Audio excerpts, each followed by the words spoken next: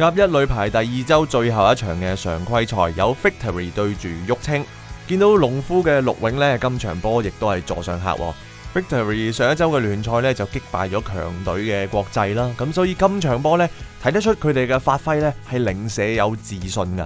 頭兩局呢 Victory 都係 lead 住嚟打噶，兩局都係同樣嘅比數，頭兩局都係贏25-18。加上佢哋今日幾位得分嘅主力發揮都非常之理想啊，有鄧心妍啦、張喬慧啦同埋劉樂瑤噶。值得一提呢，就係張喬慧今場波係100% 扣殺成功噶，總共12次扣球得分，加上鄧心妍全場攞咗15分，劉樂瑤全場攞咗13分。對比起旭青啦，全場最高嘅得分球員都只係8分。